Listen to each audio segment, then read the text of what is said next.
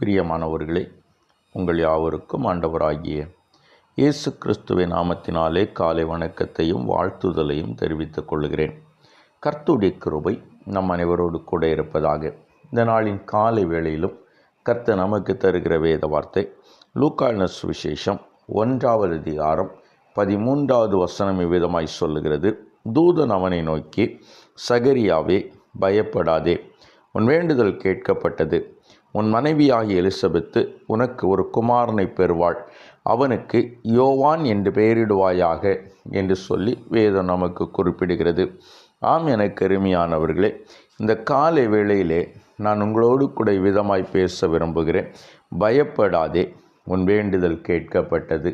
என்னை கேட்டுக்கொண்டிருக்கிற என் அன்பு தேவனுடைய திருச்சபையே, ஆண்டவராகிய கர்த்தர் இந்த நாளிலும் இந்த காலை வேளையிலும் உங்களை பார்த்து விதமாய் சொல்லுகிறார், பயப்படாதே, உன் வேண்டுதல் கேட்கப்பட்டது.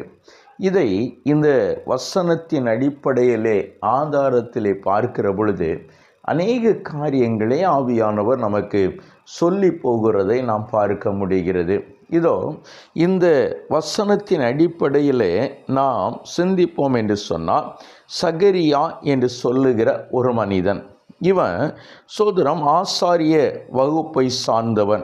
இந்த ஆசாரிய வகுப்பை சார்ந்த இந்த சகரியாவுக்கு ஆரோனுடைய குமாரத்தி என்று, அதாவது ஆரோனுடைய வம்சத்திலே வந்த எலிசபெத் என்கிற ஒரு பெண்ணை மணமிடிக்கிறான். அப்படியானால் இருவரும் ஆசாரிய குடும்பத்தை சார்ந்தவர்கள், இருவரும் லேவி குடும்பத்தை சார்ந்தவர்கள்.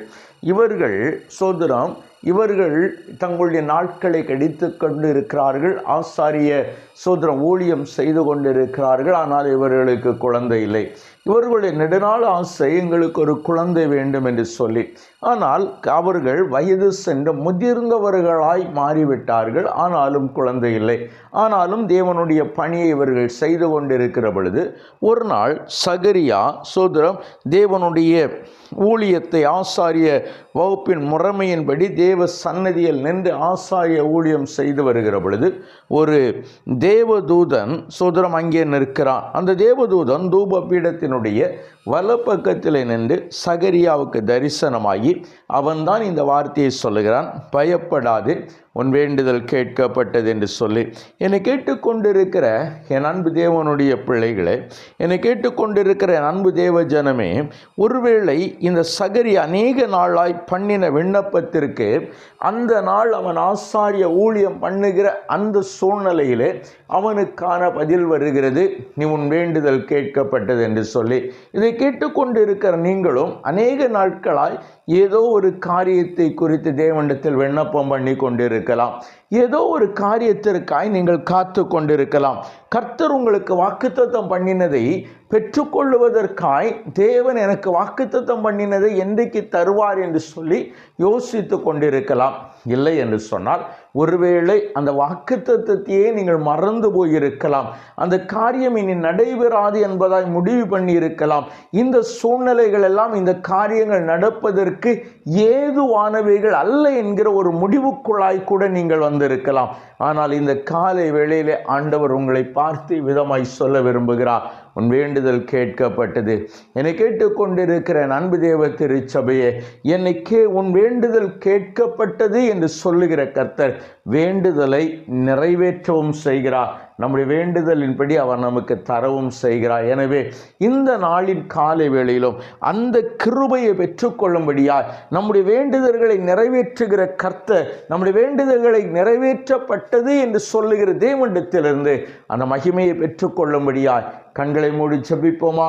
எங்களை நேசிக்கிற எங்கள் நல்ல தகப்பனே, ஆசீர்வதிக்கப்பட்ட இந்த அன்பின் நல்ல வேளைக்காய் நாங்கள் உம்மை நன்றியோடு துதிக்கிறோம். பயப்படாதே, உன் வேண்டுதல் கேட்கப்பட்டது என்று சொல்லி எங்களுக்கு வாக்குத்தத்தம் அருளின எங்கள் நல்ல தெய்வம், ஆம் ஆண்டவரே, எங்களுடைய வேண்டுதல்கள் ஒருவேளை அநேக நாட்களாய் நின்று கொண்டிருக்கலாம்.